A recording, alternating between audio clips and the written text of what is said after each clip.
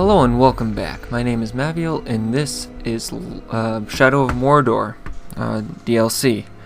Now, I completed the main mission and all the other missions last episode. In this episode, I'm just going to show you the locations of Torvin's journal and also what they say. So if you're not really interested in that, then this video actually might not be for you, but if you're having trouble really finding them or just curious on what the lore is with them, then please keep on watching.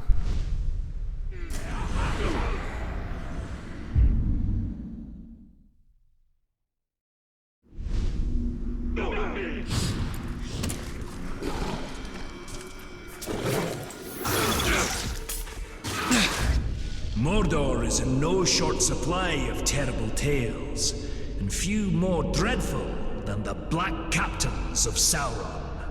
I have never laid eyes on them myself, but their descriptions to me are the stuff of nightmares. A man trapped in perpetual agony in armor that does not grow with him. Another cursed for picking up the mace of Sauron after battle. And the mightiest among them, the Black Hand, is not spoken of in passing in these lands. May my beard grow ever longer ere I cross paths with these villains. I'll stick to hunting fairer game.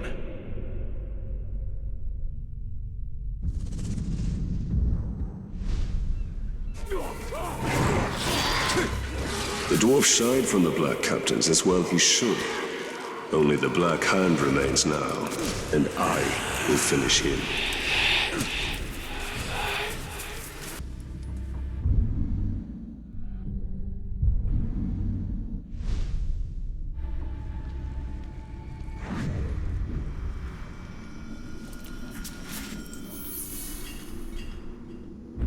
The solitary pass between the valley of Udun to the north and the plateau of Golgoroth to the south is guarded by the dread, graven image of Sauron himself, with the great kinds of men held subjugated, in chains.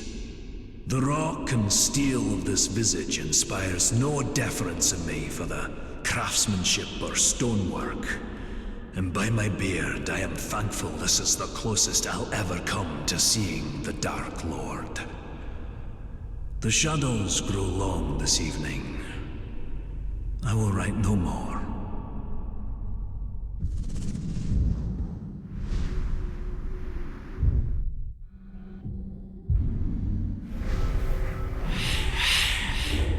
I'd have liked to see Torvin's face when that statue came tumbling down and Sauron's head crashed to earth.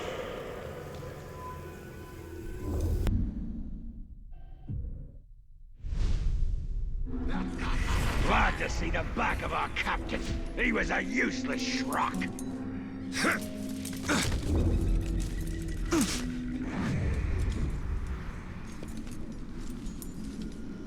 Caveborn told me his caragor was tight. Caveborn does nothing but lie. Among the orcs of Mordor, their greatest are the fighting Uruk, and among them, their vicious captains reign over the tribes and armies with ironclad fists. I've dodged more than one pack of foul Uruk on my hunt to these dire lands, and I've stolen glimpses of the rite of ascension among these foul folk. Only the strongest and most devious lead, slaughtering their own kind until none stand to oppose them. Brutal, savage, dangerous. And they don't smell very sweet either.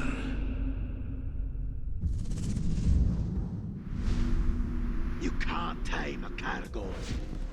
No doom keeps this dwarf from the grave. His first death will be his last, and his courage is impressive. These menfolk are like rats across our...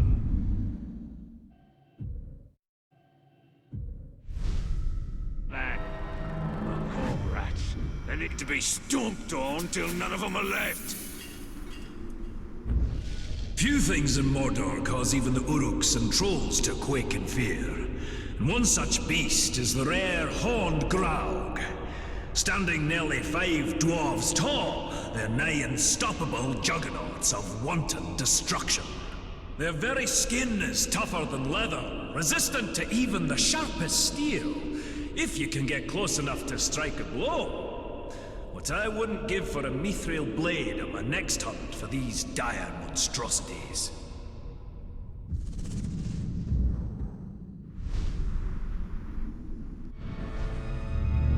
I wonder what the dwarf is obsessed over, now that his hated graug is slain.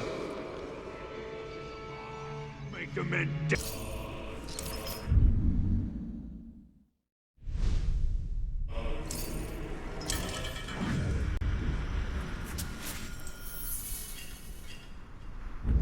If it's worthy game and a respectable trophy you're after, the caragors roam Mordor in ferocious packs.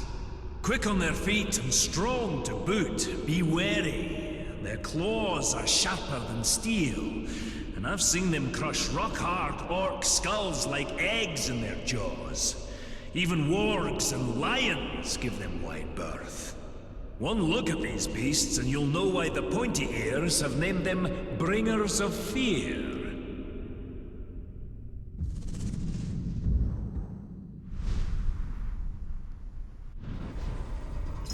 First the caragors, now the caragaths. How many ways has Mordor to kill a man?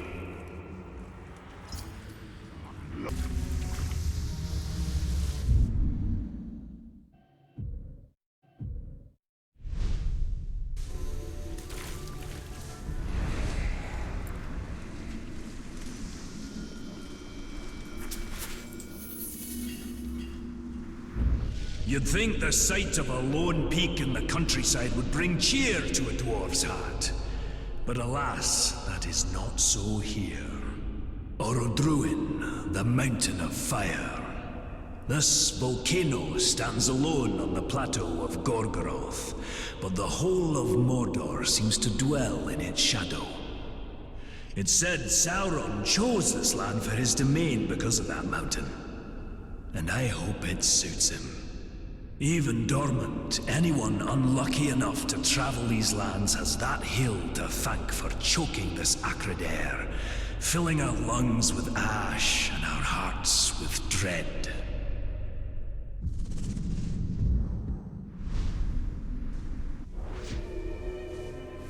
Mount Doom.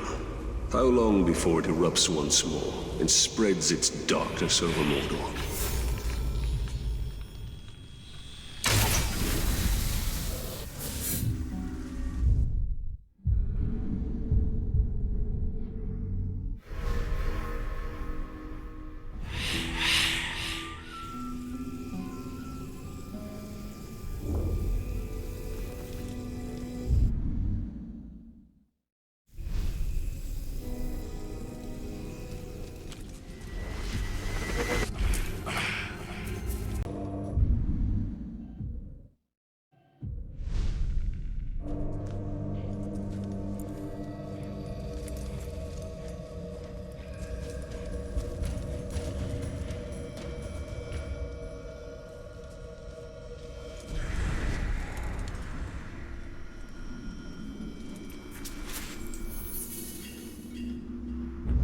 Slow-moving, but nigh unstoppable, these great beasts appear to be distant cousins of the six-tusked Mumakil. Even a great hunter like myself has never brought down one of these beasts as a trophy.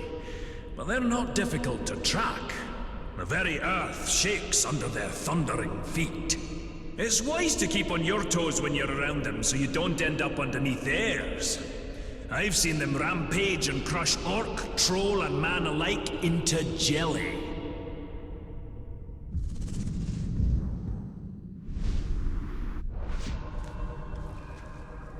I'm surprised Torvin isn't trying to recruit me into hunting one of those mammoths.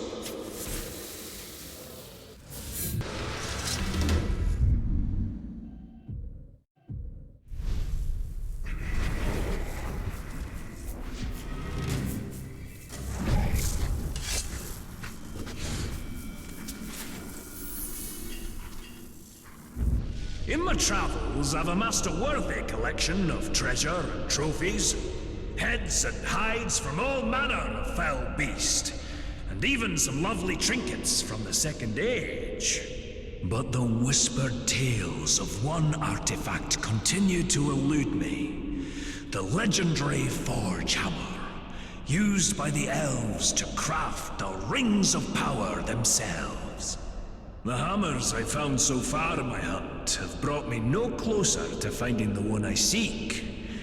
Perhaps the spirit of the elves do not want to see their precious artifact in the hands of a dwarf.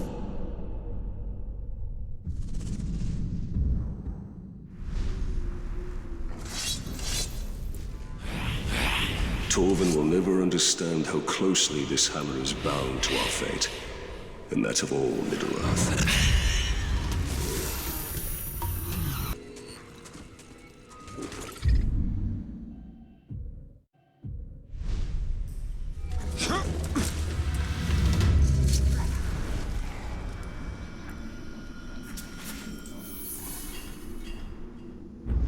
I've met a mysterious man in my travels, a ranger of Gondor named Talion. Over our fire, I asked after his weapons, impressive in their craftsmanship.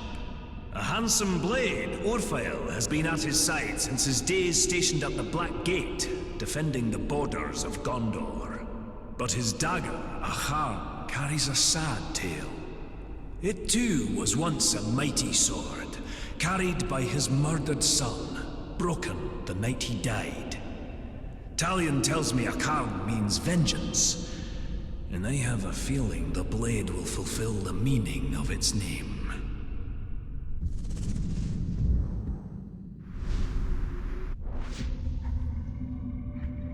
I have slain countless Uruk, but still I seek vengeance. Alright, that will do it for me this episode. I hope you guys enjoyed watching this and enjoyed the little lore that came with the journals. And that is actually the game to a 100%. Again, because I have all of Torvin's journals, everything in nature's been found, all the people, and all the tutorials. And I've also completed all the side missions and main missions except for the ones that reoccur. I do still have some achievements, some Steam achievements I could get, so if you guys would like to see that, let me know and I'll create another video showing how to complete those achievements. But like I said, thank you for watching, and if you enjoyed and want more videos, please subscribe to my channel. If you have any hints or tips, or if you didn't like something or did, please leave them in the comments down below and I'll take a look and see what I can do to improve, or if I should just keep going the route I'm going. And don't forget to give this a nice little thumbs up if you liked it. So, see you guys next time.